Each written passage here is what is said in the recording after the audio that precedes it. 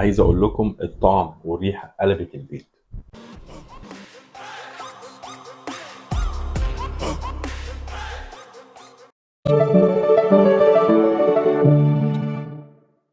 ازيكم عاملين ايه الاخبار؟ يا رب تكون كله بخير. النهارده معانا الوصفه الجميله بتاعتنا اللي كنا كل واحد بياكلها من على العربيه زمان، السجق الاسكندراني او السجق البقالي بتاع زمان. معانا 3 4 طماطم، معانا فلفل اخضر، معانا السجق الاسكندراني اللي معمول في البيت ومتعبي في البيت ومتبل في البيت، والتوابل وادي التوم بتاعنا. والتوابل بتاعتنا طبعا معانا معلقه صغيره ممسوحه من كل حاجه، كمون، فلفل اسود، كزبره، ملح، بابريكا، شويه شطه عشان يدوا ايه الوحوحه بتاعت الساندوتش دي، اللي هي ما بتقعدش في البق ثواني. هو ده المطلوب، لان سجق من غير شطه ما يبقاش سجق. احنا بس حاطين التوابل بس عشان الخضار ياخد له بس سن التوابل عشان ما ينقص من طعم السجق. ان شاء الله هعمل لكم حلقه كامله عن السجق البلدي والسجق الاسكندراني. زي ما انتم شايفين انا فرمته وتبلته وخرمته عشان الهواء يخش له وينشف، لان بيتعامل معامله البسطرمه بتاعه زمان. طبعا لازم ينشف عشان كل ما بينشف كل ما بتاكلوا سجق جامد. طبعا الفلفل طبعا اي حد بيقدر يقطعه، بس انا صورت لكم لان الفلفل ده بيبقى فيه بطن شويه زي ميه، انا ما بحبوش بس للاسف ما لقيتش غيره في السوق الوقت الحالي يعني.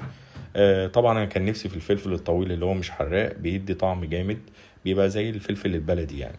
تمام. الطماطم طبعا التقطيع عادي جدا زي اي حد بيحبها، بس انا بحب التقطيع دي. تمام، لان الطماطم ما بحبهاش متسبكه قوي، بحبها نص نص. برضو التوم، برضو هقول لكم معلومه حلوه، لو اي حد عنده هون يدق التوم ينعمه لان بيطلع زيوت ويطلع ريحه حلوه في الاكل. بيبقى جامد جدا يعني. طبعا انا ما كانش عندي هون طبعا. انا اضطريت انعمه بالسكينه زي ما انتم شايفين. وطبعا احنا هنخش على السجق، تقطيع السجق. بص السجق جامد جدا ازاي. انا قطعت من ناحيتين عشان اوريكم اللي هو ماسك نفسه، وحاجه كده جامده جدا يعني. انا عايز اقول لكم مطلعه من الفريزر طبعا بعد ما نشف، بحطه في الفريزر عشان يقعد معايا فتره اطول. آه، طعم جامد جدا جدا جدا، والريحة وانا بقطعه حاجة كده فظيعة فوق ما تتخيلوا عقلكم.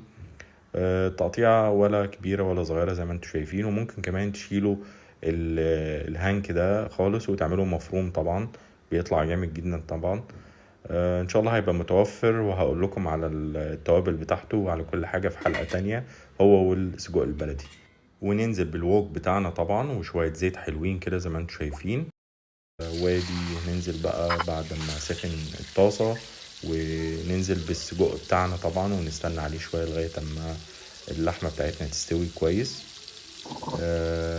طبعا اهم حاجة اللحمة بالذات طالما معاها خضار لازم زي ما انتم شايفين تستوي وتاخد صدمة عشان تقفل المسام بتاعتها ويفضل طري معانا اللحمة من جوه.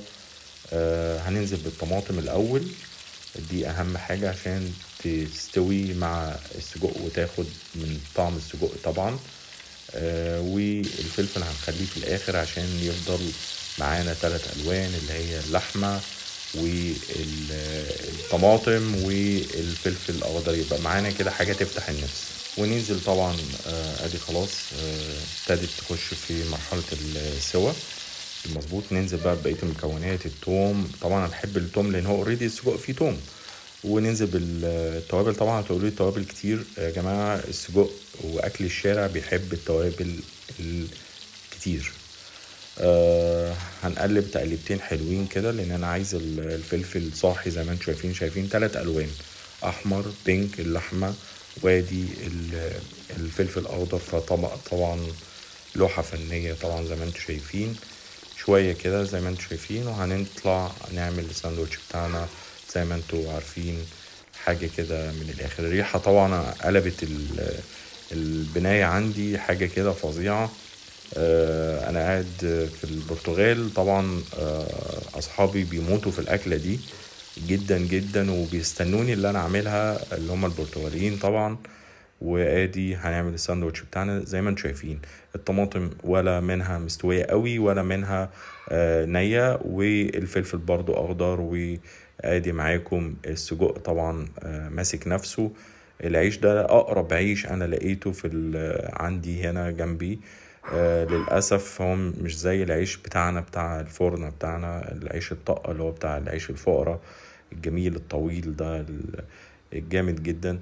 طبعا زي ما انتم شايفين هنعمل كده ونحشي بقى الساندوتش بتاعنا، كل واحد ومزاجه. ممكن تاكلوه جنب شوية رز أبيض، ممكن جنب مكرونة، ممكن طبعا بقول لكم لأن احنا متغربين بره فما عندناش الفينو بتاع مصر، أو ممكن الكايزر، بس ده أقرب حاجة موجودة، فأنا بقول لكم اقتراحات يعني. طبعا الطعم خطير خطير خطير جدا جدا، والله ما هتندموا. استنوني في الحلقة بتاعت تتبيلة السجق الاسكندراني والبلدي، هي بجد هتدعولي. واسيبكم بقى مع نحط الشيف بقى عمرو، على كل بقى الساندوتش. بألف هنا.